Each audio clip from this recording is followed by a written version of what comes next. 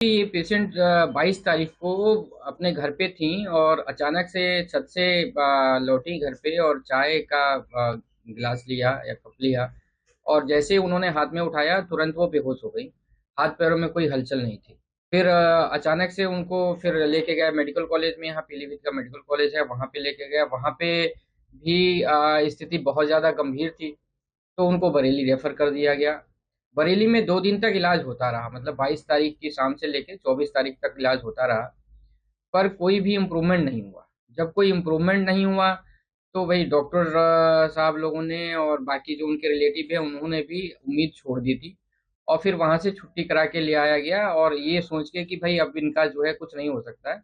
और cremation ground पे basically सारी तैयारियां भी हो गई थी, और चूंकि ये कचहरी में कोई इम्प्लाई हैं, तो वहां से भी कॉन्डोलेंस वगैरह अनाउंस हो गया था। पर रास्ते में आते हुए मरीज के साथ वालों में हो सकता है कि थोड़ा सा जो है सांस कुछ उनको लेती हुई महसूस हुई।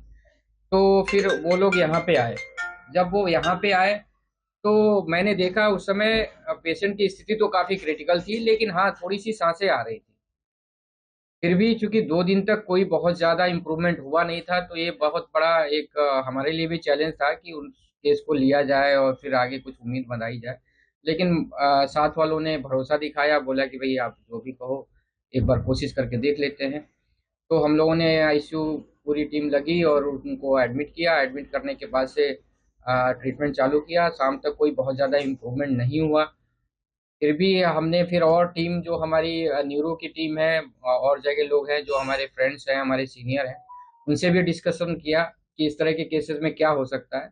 तो कुछ डायग्नोसिस कंफर्म हुई। हमें लगा कि हो सकता है कई बार न्यूरोटॉक्सिन्स होते हैं, रिलीज होते हैं जो स्नैक बाइट में, उस तरह का अगर कोई हो जाता है तो उसमें इस तरह की स्थिति हो सकती है कि अचानक से बेहोश हो जाए और पेशेंट जो है बिल्कुल हाथ पैरों में कोई हरकत नहीं है, क्योंकि इनकी आंखों की पुतली भी फैली हुई थी। जब आंखों की पुतली फैल जाती है तो एक तरह से हम उसको ब्रेंडेड मान लेते हैं। और भी कई सारे क्राइटेरिया होते हैं, लेकिन ये एक नॉर्मल लोगों को बताने के लिए होता है। तो उसमें आंखों की पुतली, हमारे यहाँ आने पे भी आंखों की पुतली फैली ही हुई थी।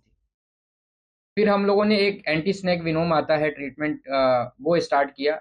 उसको स्टार्ट करने के 24 घंटे के बाद से थोड़ा बहुत मूवमेंट आने लगा। तो हमें लगा कि हो सकता है कि ये उसी न्यूरोटॉक्सिन्स की वजह से हुआ हो।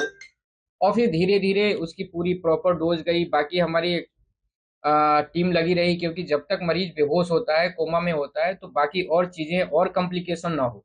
कई बार ऐसा होता है कि चेस्ट में इन्फेक्शन होने लगता है या बॉडी में क्लॉटिंग होने लगती है। उन सब चीजों को ध्यान में रखते हुए पेशेंट का इलाज किया गया। 1 हफ्ते के बाद से जब हमारे यहाँ आई, उसके 1 हफ्ते बाद धीरे धीरे पेशेंट होश में आई। और फिर उनको सांस की नली निकली और अब अपने पैरों पे चल के, आपको पता ही है कि आपने दुनिया इसमें का। बताया कि आपने एंटी वेनम उसकी पद्धति पे आपने इलाज किया था। क्या जी, स्नेक बाइट भी इनको कुछ थी इनके अंदर? थोड़ा सा एक्चुअली में पेशेंट के घर वालों ने तो ऐसा कोई हिस्ट्री नहीं दी कि कोई स्नेक बाइट हो सकता है, और बड़ा अनलाइकली है कि घर में किसी को स्नेक बाइट हो जाए। लेकिन उनके पैर में एक छोटा सा निशान था, जो कि हमें लगा कि स्नेक बाइट हो सकता है। और सिम्टम्स जो है और किसी उस पे डायग्नोसिस पे हम लोग पहुंच नहीं रहे थे, क्योंकि इनकी एमआरआई बिल्कुल नॉर्मल थी। पहली डायग्नोसिस यही होती है कि एक्यूट स्ट्रोक हो जाए इस तरह के पेशेंट में, जिसमें कि कभी कभी ब्रेन स्टेम में इस्कीमिया हो जाए। ब्रेन स्टेम में जो दिमाग का सेंटर होता है, वहां पे ब्लड सर्कुलेशन बंद हो जाता है एकदम से। लेकिन वो सब चीज थी नहीं, एमआरआई बिल्कुल ब्रेन का लगभग नॉर्मल था। अब पेशेंट बिल्कुल नॉर्मल अब स्टेबल? बिल्कुल नॉर्मल हैं, अपने पैरों पे, यहाँ से ही अपने पैरों पे चल के गई हैं।